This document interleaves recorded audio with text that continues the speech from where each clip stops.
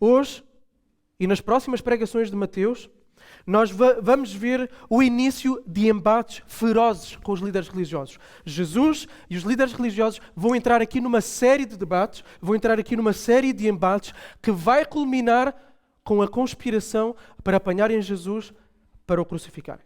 Começam aqui os embates. Mas não nos vamos apressar aqui a irmos pôr as nossas pipocas no micro-ondas, pegar nas pipocas e assistir a este debate, que vai ser fantástico, mas assistir a este debate assim como meros espectadores.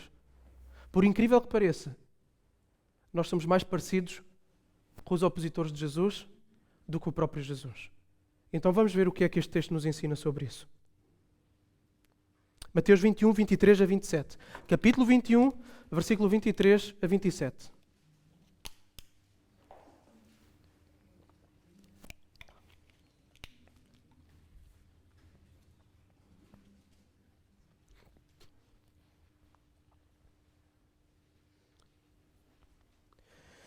E diz assim, versículo 23. Jesus entrou no templo e quando ensinava, os principais sacerdotes e os líderes religiosos aproximaram-se dele e perguntaram: com que autoridade tu fazes estas coisas? Quem é que te deu essa autoridade? Jesus lhes respondeu: eu também vos farei uma pergunta, se me responderdes, de igual modo eu vos direi com que autoridade eu faço estas coisas. De onde é que era o batismo de João? Do céu ou dos homens? Eles então puseram-se a discutir entre eles e disseram: se dissermos é do céu, ele nos dirá: então por que é que não crestes nele? Mas se dissermos é dos homens, tememos o povo, porque todos consideram que João é um profeta. Então eles responderam a Jesus: não sabemos. E Jesus lhes disse: nem eu vos digo com que autoridade faço estas coisas. Então o que encontramos em primeiro lugar aqui é aquilo que vamos encontrar Jesus a fazer todos os dias em que ele está em Jerusalém. Jesus vai ao templo ensinar. E ele vai ensinar no pátio. O pátio era o lugar que era exatamente reservado para ensino e para debate, em que as pessoas podiam assistir os líderes, os rabis, os mestres, a conversarem, a debaterem e podiam ouvir também os ensinamentos. E nesse momento aí surgem então umas personagens na nossa história. Surgem os anciãos de Jerusalém, surgem os líderes religiosos de Jerusalém que tinham poder político em Israel. O que é que eles fazem? Vão colocar uma pergunta a Jesus. Os chefes dos sacerdotes, os principais sacerdotes, conforme disserem as vossas versões, eram altos funcionários do templo, ok? Os mais altos funcionários do templo. Eram membros das famílias sacerdotais. E a maior parte era de uma facção que eram os saduceus, ok? E os saduceus estavam muito ligados ao poder político. Muito ligados ao poder político. E os anciãos eram membros não sacerdotais do Sinédrio. O Sinédrio era o tribunal judaico que era composto tanto por pessoas ligadas ao sacerdócio como por pessoas proeminentes e influentes de Jerusalém, de Israel. Então chegaram lá e perguntaram-lhe: com que autoridade é que tu fazes isto? E isto é o quê? Ao que é que eles se referem quando dizem estas coisas? O quê? Refere-se ao próprio momento do ensino de Jesus ali. Com que autoridade é que tu vens aqui a ensinar? Mas também se refere àquilo que ele tinha feito antes. Quando Jesus revirou o templo, quando Jesus acusou aquilo que estava a acontecer no templo.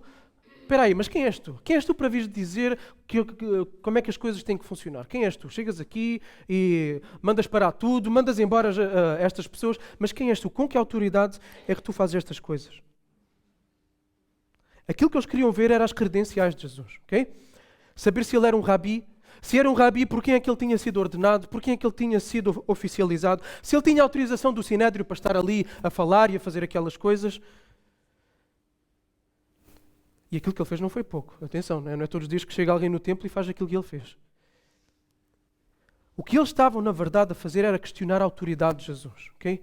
E se repararem, a palavra autoridade aparece aí nesse texto 4 vezes. Então, quando uma palavra se repete muitas vezes, quer dizer que ela é importante. Então, o tema desta passagem anda em torno da autoridade. E vimos já anteriormente como eles tinham ficado indignados com Jesus pelo facto de haver crianças que o estavam a louvar com textos do Antigo Testamento, dos Salmos, e eles pedem a Jesus: Jesus, manda-os calar, isso não é próprio. E Jesus disse: não, deixem as crianças louvarem, porque delas vem o perfeito louvor. Jesus está a reforçar ainda mais o hosana que eles estavam a dirigir a Jesus. Eles ficaram, e o texto diz-nos naquela altura, que eles ficaram indignados, ficaram a ferver por causa disso.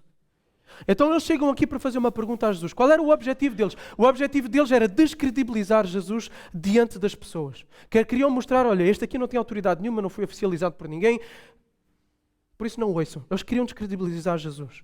E então atacam a legitimidade para ele fazer o que fazia e para ensinar da forma como ele estava a ensinar ali no templo. No entanto, a autoridade de Jesus era mais do que óbvia. Era óbvia a autoridade de Jesus. Seja pelos milagres que ele fez, e ali no templo ele já tinha feito milagres. O texto diz-nos, ele tinha curado coxos. Okay? Jesus tinha feito milagres já ali, à frente de muita gente. A autoridade dele também era vista pela forma como ele ensinava. Vários outros textos de Mateus dizem-nos que quando Jesus ensinava, as pessoas ficavam espantadas e diziam: nós nunca ouvimos nada assim. Ele fala com uma autoridade que nós não ouvimos em mais lugar nenhum. Então as pessoas reconheciam a autoridade de Jesus. Então a autoridade de Jesus era óbvia. Mas qual era o ponto aqui? O ponto era que eles não queriam aceitar isso. Esse é o ponto. Não é que ele não tivesse autoridade, é que eles não queriam reconhecer essa autoridade de Jesus. Eles sabiam que as pessoas ouviam Jesus. Eles sabiam que as pessoas seguiam Jesus. Eles sabiam que as pessoas reconheciam a autoridade do ensino de Jesus. Agora, eles, os religiosos, os políticos, não queriam reconhecer a autoridade de Jesus. Da mesma forma que não reconheceram a autoridade de quem?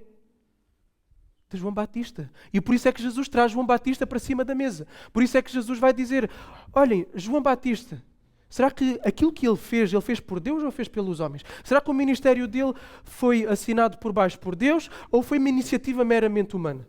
O batismo dele é dos céus ou é dos homens? E diante da pergunta, então, Jesus lança esta questão.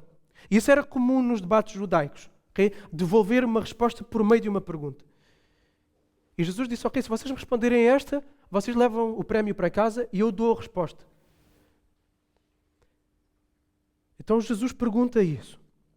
E Jesus escolheu intencionalmente João. Foi de propósito, ok? E Jesus aqui foi muito inteligente. Jesus escolheu João de propósito, porque ele sabia que os líderes religiosos não seguiram João.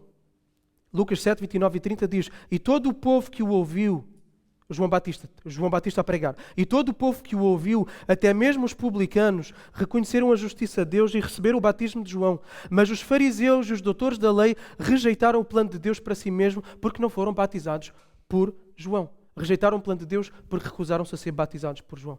Estas mesmas pessoas, este grupo de pessoas, os religiosos. Ao mesmo tempo, João foi quem proclamou e quem disse que Jesus era o quê? Superior a ele. Okay? João disse assim: eu na verdade vos batizo com água, tendo por base o arrependimento, mas aquele que vem depois de mim é mais poderoso do que eu. Não sou digno nem de carregar as suas sandálias. Ele vos batizará com o Espírito Santo e com fogo. O que ele está a dizer é: aquilo que eu faço é tão limitado quanto comparado com aquilo que o próximo que vem, que é Jesus, irá fazer. Eu batizo com água. Aquele que vem batiza com o próprio Deus. Aquele que vem irá colocar Deus dentro das próprias pessoas. Aquele que vem, eu nem sou digno de desatar as suas sandálias. O próprio João disse: é preciso que ele cresça e que eu diminua. João disse numa outra ocasião: aqui está o Cordeiro de Deus que tira o pecado do mundo. Por isso, crer em João é crer em quem? É crer em Jesus. É crer em Jesus. Estão a perceber a lógica de Jesus aqui na resposta dele? Aceitar a autoridade de João implica aceitar a autoridade de Jesus. João agia com a autoridade de Deus, consequentemente implicaria que as pessoas aceitassem que Jesus agia com a autoridade de Deus. Então, Jesus, ao trazer João para cima da mesa, da conversa, do debate, ele não só está a identificar com a autoridade de João, como ele também está a encurralar os seus opositores. Okay? Ele está a encurralá-los. E nós percebemos isso pela reação deles. Eles perceberam que se reconhecessem a autoridade de João, então eles seriam questionados. Então porquê vocês não acreditaram nele? Se João de facto foi enviado por Deus, e se ele falava por meio de Deus, e se ele tem a autoridade de Deus, porquê que vocês não ouviram? Porquê que vocês não creram nele? E porquê que vocês não me aceitam com a mesma autoridade do que João? Então, eles não poderiam dar essa resposta. Por outro lado, eles também pensam: bom, se nós dissermos que João não vinha de Deus, isto vai nos causar problemas populares. vamos levantar aqui um motim. Porque todas as pessoas reconhecem João como profeta. Todas as pessoas iam ter com João para serem batizadas. Então, se nós dissermos, não, João não era profeta de Deus, as pessoas, Lucas vai nos dizer, não está relatado aqui, mas está no Evangelho de Lucas, as pessoas vão nos apedrejar. Eles ficam com medo da população, eles ficam com medo de criar um motim. Agora, isto é problemático para eles. Porquê? Porque eles estavam ligados ao poder político. E se eles fomentassem um motim, se eles fomentassem uma revolta popular, o que é que ia acontecer a eles diante dos olhos de quem lhes dava o poder, que eram os romanos? Iam perder o seu status, iam perder o seu poder político. Então o que é que eles fazem? Eles saem de fininho. Eles dizem, não sabemos. Mentirosos. Não sabemos. Não sabemos. E Jesus então diz-lhes o quê? Ok, vocês não me dizem abertamente, eu também não vos digo. Indiretamente, por meio desta intervenção, indiretamente, Jesus disse-lhes com que autoridade ele fazia as coisas que fazia. Porque ao trazer João para cima da mesa, ele está a dizer que fazia essas coisas com a mesma autoridade de João. Ele está a dizer que ele faz as coisas por Deus. Só que ele não verbalizou isso explicitamente. E eles queriam que Jesus verbalizasse isso explicitamente de forma a o apanharem. Por isso ele não vai dar as palavras que eles possam usar contra ele. Ok? E Jesus, nós não vamos ver hoje, mas mais para a frente, nós vamos poder ver que Jesus vai-lhes mostrar que quem não tem autoridade absolutamente nenhuma para absolutamente nada, são eles. Jesus aqui vai contar uma série de parábolas que nós vamos estudar nas próximas vezes. Hoje nós vamos focar neste conflito aqui, vamos focar no surgimento do conflito. O conflito vem do questionamento da legitimidade e da autoridade de Jesus. E as parábolas de Jesus, que Jesus vai contar, que são histórias, as histórias que Jesus vai contar são a resposta de Jesus, que vão em direção à rejeição por parte dos líderes religiosos, mas não só, em direção a todo o povo de Israel, que em última análise vai rejeitá-lo também, quando no fim vão dizer crucificam, crucificam, crucificam diante de Pilatos. Então nós vamos ver a rejeição de Jesus e do próprio Deus em relação ao povo de Israel.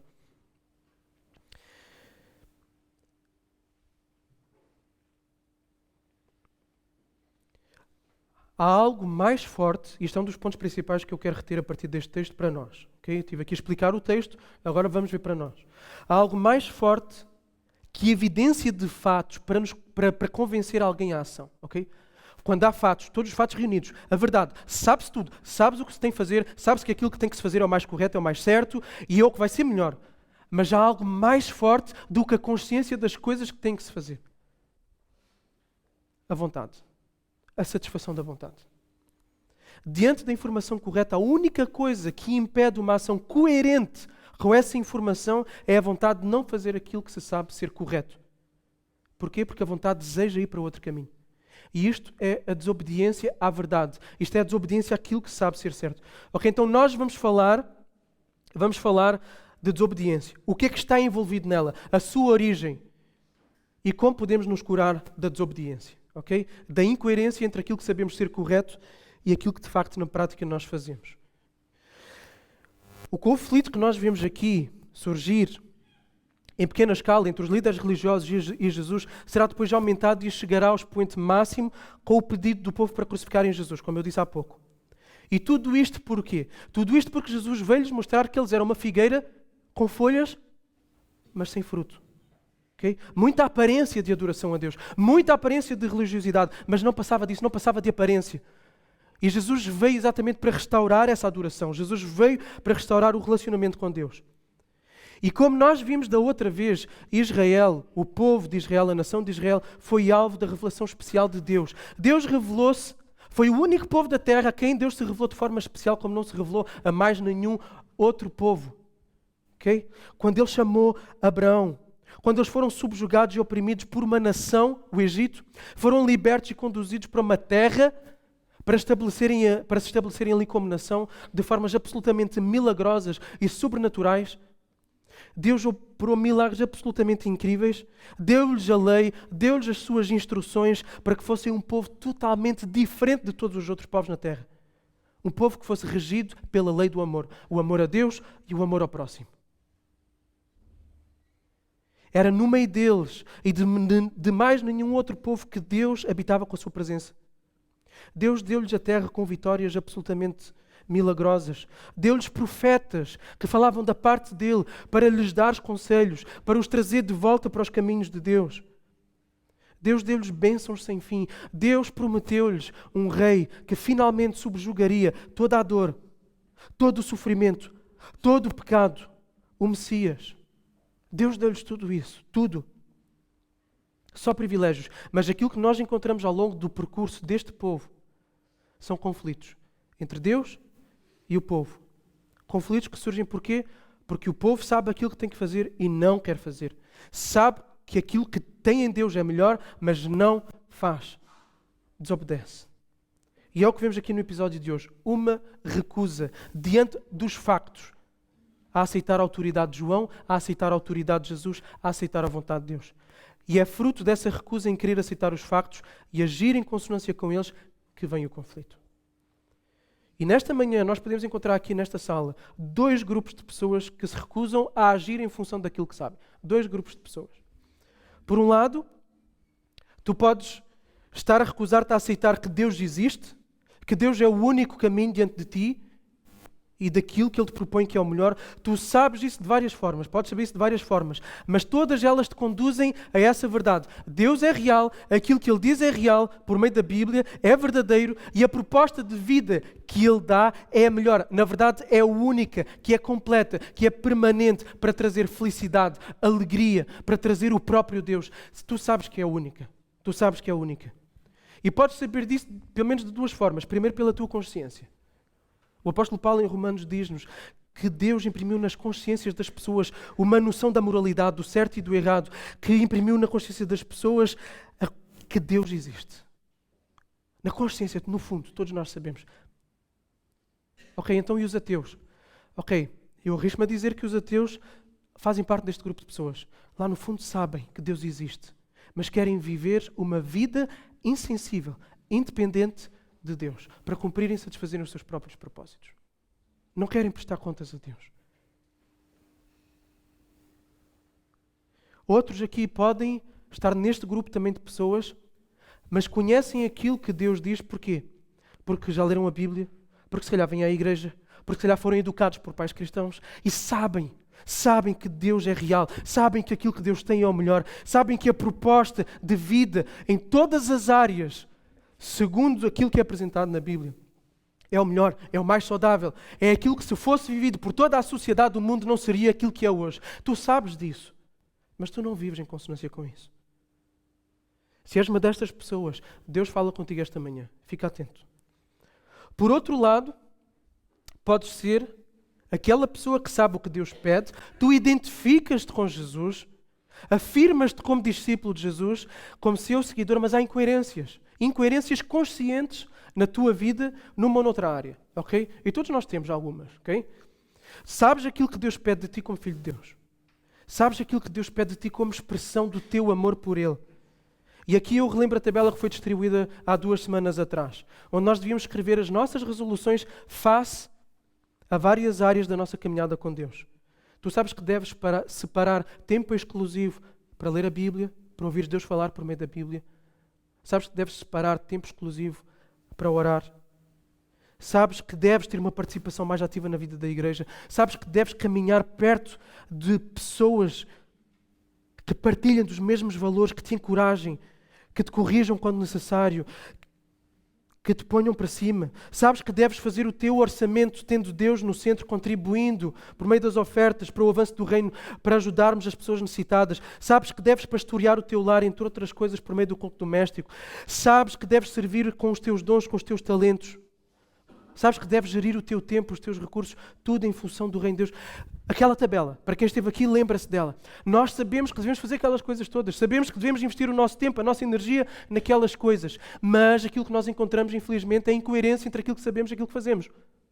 Sabemos que muitas vezes não fazemos aquilo que devíamos de fazer.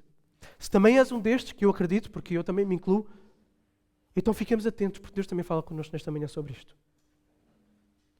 Agora, de onde é que vem esta ausência de coerência entre aquilo que sabemos e que persiste e aquilo que nós não fazemos? De onde é que vem esta incoerência? tudo vai desaguar na questão da autoridade. Okay? Tudo vai desaguar na questão da autoridade. As pessoas seguem, as pessoas vão atrás de quem vêm ou do que vêm como sendo a sua autoridade final.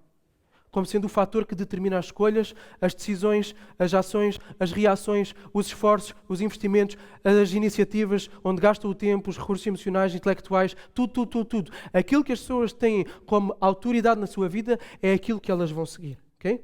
E todas as pessoas têm uma autoridade final nas suas vidas, que determina o curso de vida, determina as opções, as decisões, tudo. Toda a gente tem uma fonte de autoridade. Toda a gente. E nós podemos resumir e afunilar absolutamente todas as fontes de autoridade em apenas duas. Okay? Apenas duas. Quais? O eu e Deus. O eu e Deus. No eu, quando a autoridade é o eu, a pessoa age em função de si própria. Okay? A sua lei é ela própria. Dificilmente ela permite que outros lhe deem orientações. A não ser que ela veja algum benefício em seguir essa orientação para ela própria. Okay? E nós vemos isso de duas formas nos líderes políticos e religiosos aqui, okay, da nossa passagem. E que depois nos dizem diretamente respeito a nós também. Em primeiro lugar, eles não queriam trazer os seus pecados à luz. Porquê? Porque recusaram-se a ser batizados por João, não quiseram seguir João. Ok? Pela via do arrependimento, eles não quiseram expor as suas fraquezas, não queriam confessar-se como pecadores e como carentes da graça, do perdão, do amor, da misericórdia de Deus. Eles não quiseram ser, eles rejeitaram o plano de Deus. E com Jesus foi o mesmo, não foi só com João. Com Jesus eles também rejeitaram, eles recusaram. Jesus veio expor o seu pecado. Aliás, o evangelista João diz assim: a luz veio ao mundo, referindo-se a Jesus. A luz veio ao mundo e os homens amaram as trevas em lugar da luz. Porquê? Porquê é que as pessoas preferem ficar na escuridão tantas vezes? Porquê?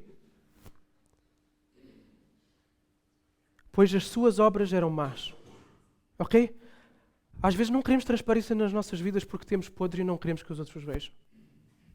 Porque todo aquele que pratica o mal odeia a luz e não vem para a luz, mas para que as suas obras não sejam expostas, não sejam reveladas. Mas quem pratica a verdade, quem faz aquilo que tem que fazer, quem não teme, não deve. Não é que diz o provérbio, isto não está aqui escrito, ok? Quem pratica a verdade vem para a luz, a fim de que se manifeste que as suas obras são feitas em Deus. Quem não deve, não teme. É isto. Eles, aqueles homens religiosos, líderes políticos, escolheram o caminho da incredulidade. Porquê? Porque não queriam abrir mão daquilo que sabiam que não estavam correto. Porque não queriam expor as suas falhas. Eles queriam ser senhores de si mesmos, senhores e donos da sua própria vontade. E quem se vê assim só tem uma autoridade final. A si mesmo, o seu eu. E outro aspecto, o segundo deles, eles queriam ter poder sobre os outros e satisfazer os seus desejos. Okay? Queriam ter poder sobre os outros e satisfazer os seus desejos. Como é que nós vemos isso? Pelo facto de não assumirem uma posição clara em relação a João. Porque eles sabiam que poderiam perder o seu status, o seu poder, a sua influência ao gerar um motim popular. Então eles estavam a pensar em primeiro lugar em quem? Neles mesmos. Eles não estavam a ser fiéis aos factos. Eles não estavam a ser fiéis à verdade. Eles estavam a ser fiéis a si mesmos. Uma vida que tem como autoridade a si mesma acabará sempre por comprometer a verdade. Sempre comprometerá a verdade. Sempre vai comprometer a justiça, a bondade, o amor, a fidelidade, a paciência. Ok? A verdade será trocada pela mentira sempre que nós precisamos sair beneficiados. Será mau para com os outros para atingir os fins necessários. Quantas vezes nós não vemos isto no meio profissional? Trairá os seus compromissos a fim de atingir os seus objetivos. Quantas pessoas não falham na sua palavra só para saírem bem? Perderá a paciência, ficará irado, fará coisas mais vingativas se alguém se puser no seu caminho. Quem coloca a si mesmo como fonte da sua autoridade final só vai trazer caos. Caos a si mesmo, caos àqueles que estão à sua volta. E essa é a essência do pecado. Isso é o pecado. Pecado é isto. Pecado é isto. É ter o eu como autoridade. Porquê? Porque quando se tem o eu como autoridade, não se ama aquele que está à volta. Ama-se mais a si mesmo. E por isso atropela-se quem for necessário para que o amor a si próprio possa ser satisfeito. Essa é a essência do pecado. Foi isso que aconteceu no Éden. Vocês querem ser como Deus? Adão e Eva disseram sim. A essência do pecado é querer deificar-se, tornar-se como Deus, para que tudo à volta seja para satisfazer a si mesmo. Todo o mal que é infligido no próximo, na nossa sociedade, resulta da tentativa de ser Deus de si mesmo. Por isso é que existe corrupção, porque há pessoas que querem ganhar dinheiro ilícito. Por isso é que existe roubo, porque pessoas querem tirar para ter para si próprias. Por isso é que existe mentira, por isso é que existe inveja, ciúme. Porque o eu está no centro. Já quem coloca Deus como autoridade da sua vida, deixa que seja quem a ter a última palavra, Deus. Deixa que seja a vontade de Deus a moldar e a conduzir a sua própria vontade. Como é que Deus é? O que é que Deus é? Deus é amor, ok? Deus é amor. A palavra final de quem segue a autoridade de Deus vai ser o quê? Amor. O amor será a autoridade final daquela pessoa. Deus é fiel. A fidelidade será a autoridade final daquela pessoa. Deus é paciente. A autoridade final daquela pessoa será a paciência. Deus é perfeito. E aquilo que a pessoa mais desejará fazer é ser perfeita, tal como Deus é. E em que é que consiste a perfeição de Jesus? A perfeição de Deus em amar de forma perfeita. Então a autoridade nas escolhas, nas decisões, nas ações de toda a gente que tenha Deus como autoridade será bondade, paciência, alegria, amor, domínio próprio. Estão a perceber a conexão? E este é o fruto do Espírito. Este é o fruto que Jesus queria ter encontrado e não encontrou em Israel. Paulo escreveu, o fruto do Espírito, quem tem Deus mesmo, quem não anda na fachada religiosa, quem não anda na aparência, quem tem Deus tem amor, tem alegria, tem paz, tem paciência, benignidade, bondade, fidelidade, amabilidade e domínio próprio. O que é o domínio próprio? Domínio próprio é dizer, a autoridade é tua e não é minha. Apetece-me agora que a autoridade seja minha, mas eu me vou conter, eu vou-me dominar, eu vou-me autodominar, para que a tua autoridade seja a palavra final e não a minha. Então, dar a palavra final a Deus é orar como Jesus. Pai, se queres, afasta de mim este cálice, todavia não seja feita a tua vontade, a minha vontade, mas sim a tua. Isto Jesus antes de ir para a cruz. E imaginem só, peço-vos que imaginem só, se todas as pessoas que respiram nesta face da terra, todos os bilhões de pessoas, tivessem como fator determinante daquilo que fazem, como autoridade, viver amor, viver paciência, viver bondade, viver fidelidade, amabilidade, justiça, honra, honestidade, verdade, integridade, misericórdia, perdão. Se todas as pessoas da face da terra vivessem assim, como é que seria o mundo hoje? Perfeito. Perfeito. Tudo seria diferente se Deus fosse a autoridade final de cada ser humano. Mas a realidade não é essa. Existe uma inclinação. Nós dizemos, olha, isso é muito bonito, mas eu estou tão longe disso. Porquê? Porque existe uma inclinação no nosso coração para o lado oposto. Existe uma inclinação em mim e em ti, onde nós queremos ter a palavra final. Pergunto-te, e eu quero que tu respondas para ti mesmo, com toda a sinceridade, com toda a honestidade, por muito cruel que seja. Onde é que te leva uma vida onde não te contens e sempre fazes prevalecer a tua vontade? Onde é que te leva? Onde é que me leva? Onde é que nos leva uma vida onde a palavra final é minha, é nossa? Por causa disso, tantas vezes, nós já ferimos as pessoas à nossa volta. Já magoamos. Por causa disso, já nos ferimos a nós próprios. Por causa disso, outros já nos feriram a nós porque a palavra final era deles. Todos nós temos dificuldade em assumir erros e falhas, tal como os líderes religiosos. Temos ou não temos? Quem é que aqui gosta de expor as suas falhas assim? Ninguém. Temos dificuldade em assumir. Mas será que não somos tantas vezes curados nas nossas almas quando nós chegamos a alguém que nós ofendemos e dizemos, olha, é verdade, eu feri-te, eu falhei. A nossa alma é curada nesses momentos.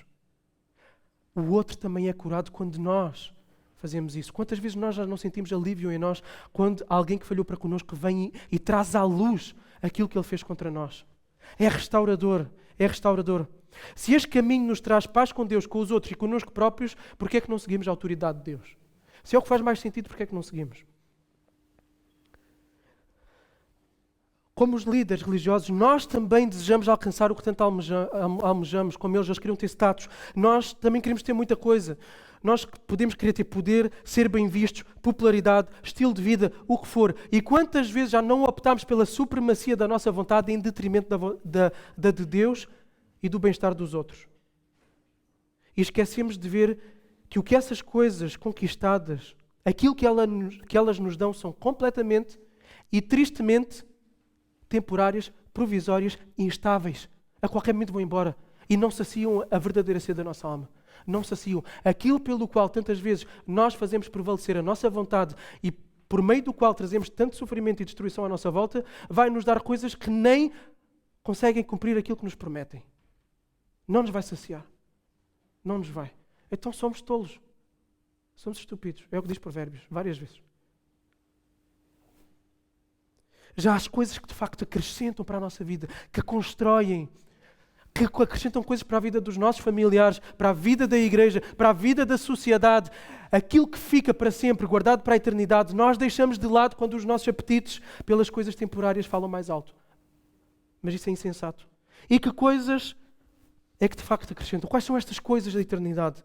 São aquelas que ninguém pode roubar. São aquelas que não são passíveis de serem destruídas. Por isso, o nosso maior investimento deve ser uma vida de amor a Deus e de amor ao nosso próximo, de consagração, de leitura da palavra, da oração, serviço na igreja, doação de recursos para o avanço do reino e para o bem-estar daqueles que não têm recursos, de investimento em amizades intencionais com amor sacrificial, que visa a edificação, que visa a evangelização. Tudo isto e tantas outras coisas que nós devíamos ter tomado resoluções há 2 semanas naquelas folhas de papel. Agora vem a pergunta seguinte, que nos leva para o fim da nossa meditação aqui de hoje. Porquê é que é tão difícil? Porquê é que é tão difícil nós reconhecermos Deus como a autoridade final das nossas vidas? Porque se é o melhor, se é aquilo que vai produzir melhores coisas em mim, na pessoa que está à minha frente e na sociedade, se é o melhor, porquê é que é tão difícil? Porquê é que tantas vezes aquilo que eu quero fazer eu não faço e aquilo que eu não quero fazer eu acabo por fazer? Porquê?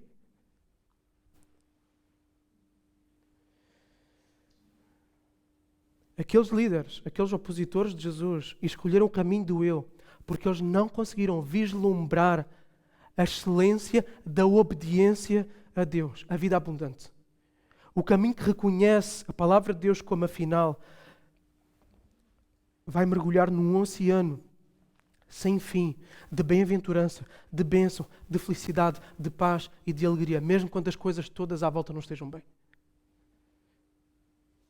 Estes homens aqui não viram o prémio, não viram aquilo que Deus lhes podia oferecer. Eles preferiram os atalhos. Outra pessoa que preferiu o atalho, Esaú. Lembram-se de Esaú?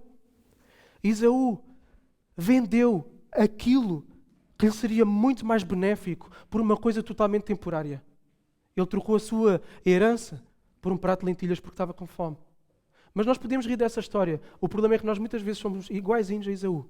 Vendemos as coisas que ficam para a eternidade por coisas que desta vida repassam. Nós somos Esaú na história. Todos os heróis da fé são aqueles que fazem da autoridade de Deus o seu norte. Vêm lá de longe, vêm lá ao longe o cumprimento das promessas, vêm o prémio, vêm o oásis, vêm o banquete e estão dispostos a fazer e a sofrer. Custa o que custar, porque o seu coração está onde? O seu coração está lá, o seu coração não está cá. O seu coração está no que está prometido, o seu coração não está nos pratos enganadores e sedutores das coisas desta vida que são colocadas à sua frente. E esse é o ponto. O ponto todo é o coração. É o coração, é onde está o coração. Esse é o ponto todo. Quem define a autoridade nas nossas vidas é o amor. Nós somos assim. Nós ouvimos e seguimos a quem amamos. Ou amamos a Deus ou amamos a nós próprios. Só reconhece Jesus como a autoridade final quem o ama. E só o ama quem tem um novo coração. E aqui está a impossibilidade da coisa. Para responder à pergunta antes. Como é que eu vou fazer para seguir a autoridade de Deus, sabendo que até é o mais certo? Precisamos de uma cirurgia de coração. Okay? Uma cirurgia de coração. Como é que acontece essa cirurgia? Não é por marcação no Sistema Nacional de Saúde, porque senão aí podem esperar à vontade uns bons anos. Okay? Mal de nós se a nossa salvação dependesse disso. Só Deus faz essa cirurgia de coração. Só Deus faz e Ele promete fazer. Ele promete. É a única forma de obedecer à autoridade de Cristo. A única. Não há outra. Não há outra forma de obedecer à autoridade de Cristo senão tendo um novo coração. Um coração totalmente diferente. Ok?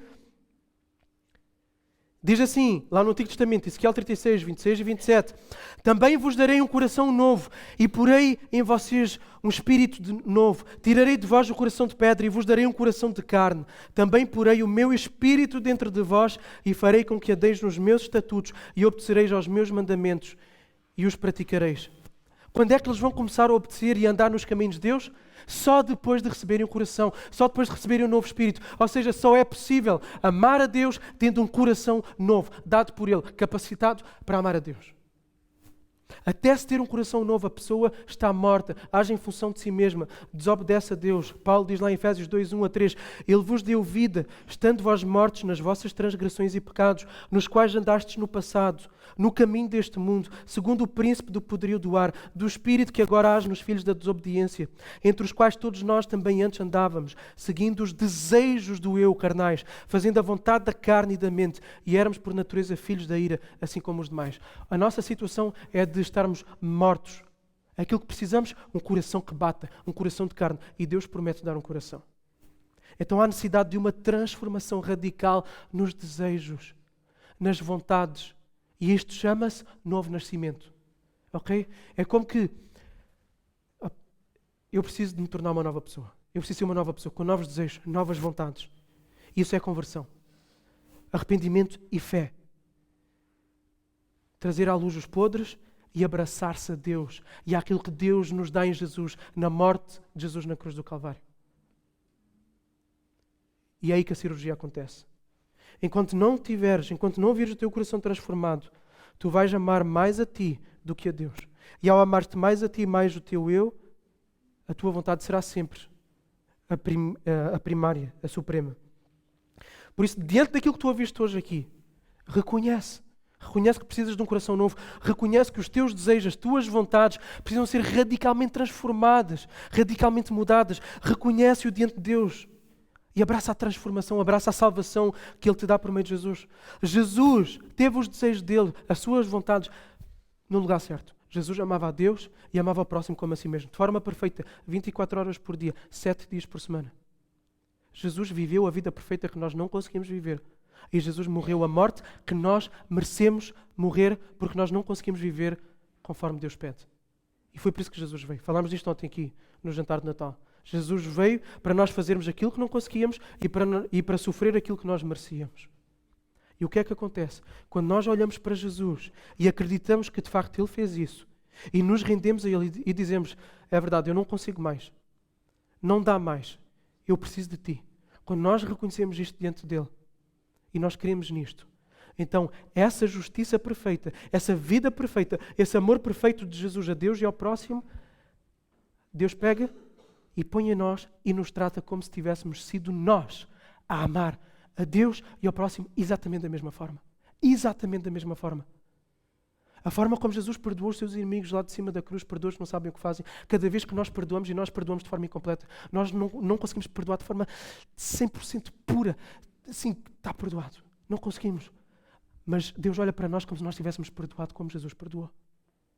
Tudo aquilo que Jesus fez, a forma perfeita como Ele viveu, Deus atribui a nós. E Ele passa a olhar para nós da mesma forma que Ele olha para Jesus. E é por isso que nós podemos então nos relacionar com Ele. E o Espírito dEle vem a nós. O próprio Deus vem habitar em nós, vem nos transformar. E aí sim nós temos um novo coração, com novos desejos, novas vontades. Por isso aquilo que caracteriza alguém que é de facto filho de Deus, é que antes ele vivia insensível para com Deus e vivia para o pecado. Agora ele não consegue mais nem uma coisa nem outra.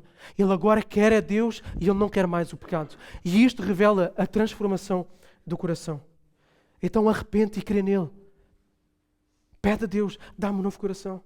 Dá-me um novo coração. Eu quero nascer de novo. Eu reconheço que és tu a melhor proposta de vida que eu posso ter.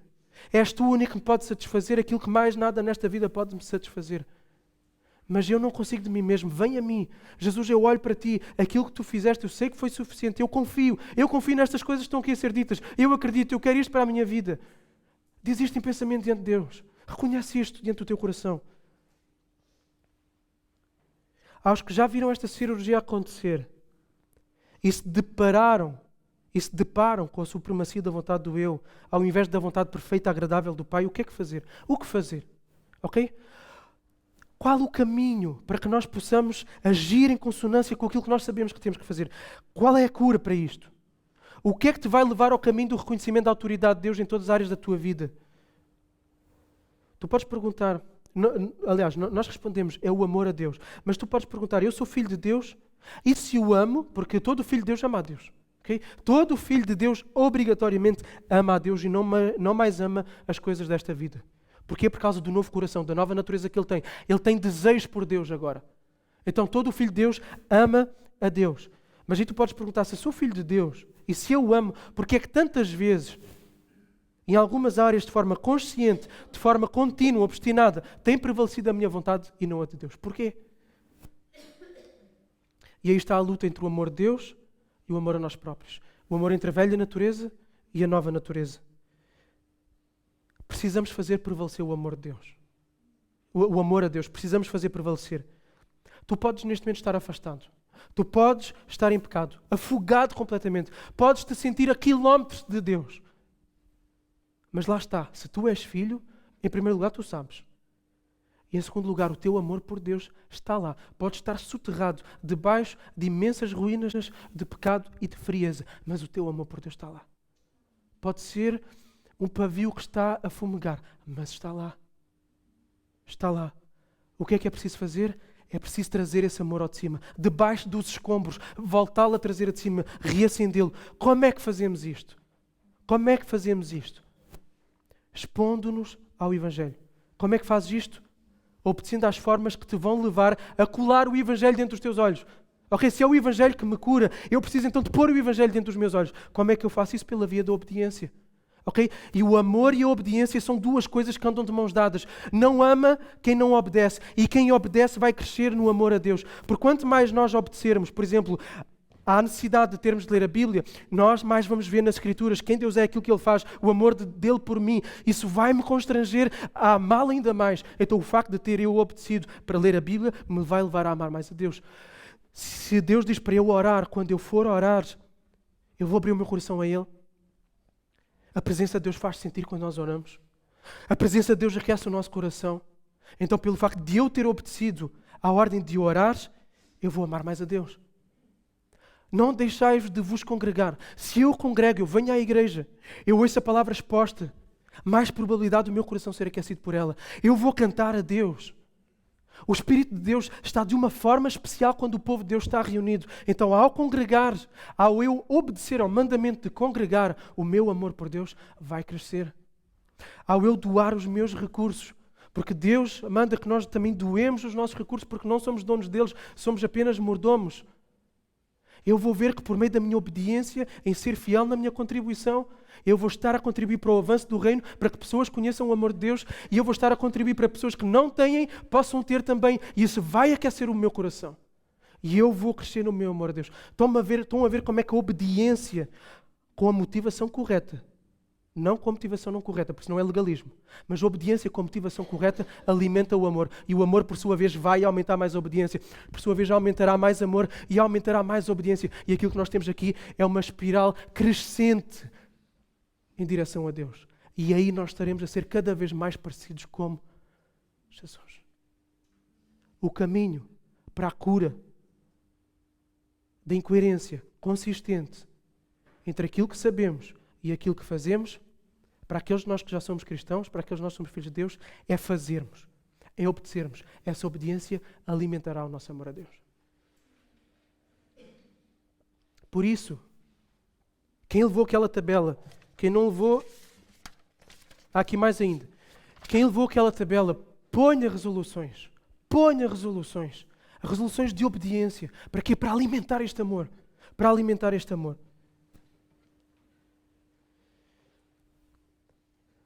Queres ter uma vida de coerência entre o que sabes que deves fazer e aquilo que fazes mesmo? Queres obedecer mais a Deus? Então tens de perceber como quem tem tido a autoridade final na tua vida. Só há duas opções, ou tu ou Deus. O nosso coração está inclinado para nós mesmos, para o eu. Não queremos expor as nossas falhas e não queremos fazer aquilo que sabemos que Deus pede de nós. Agimos assim porquê? Porque não amamos a Deus. Porque não contemplamos aquilo que Ele tem para nos dar. O que é que precisamos? De um coração novo. Se já temos esse coração novo e ainda assim há dissonância entre o que sabemos e aquilo que fazemos, precisamos de obedecer. Porque na obediência o nosso amor será renovado. Vamos orar. Senhor Deus, te damos graças porque numa passagem tão curta, Senhor, nós encontramos tanta riqueza, Senhor. E eu te peço que tu possas fazer o teu trabalho no coração e na vida de cada um, como um médico que quer fazer uma cirurgia para tirar a fonte da doença da pessoa. Vem e faz essa cirurgia nos nossos corações. Porque sabemos que tudo aquilo que tu fazes é por amor a nós, para o nosso bem. Eu te peço em primeiro lugar, Senhor, se há pessoas nesta manhã que querem ter um coração novo, que o te peçam. Porque tu não és homem para mentir. E tu dás. Tu dás. Que olhem para ti como único e suficiente Salvador, Senhor. E, Senhor, eu peço por todos aqueles de nós que somos teus e que temos incoerências consistentes, contínuas, na nossa vida entre o que sabemos e aquilo que fazemos, que vamos pelo caminho da obediência, ainda que não sintamos nada, porque isso irá despertar o nosso amor. E aí obedeceremos mais e amaremos mais. Obrigado porque tu vieste até nós e tu vens até nós. Toda a glória seja dada a ti, Deus. No nome de Jesus. Amém.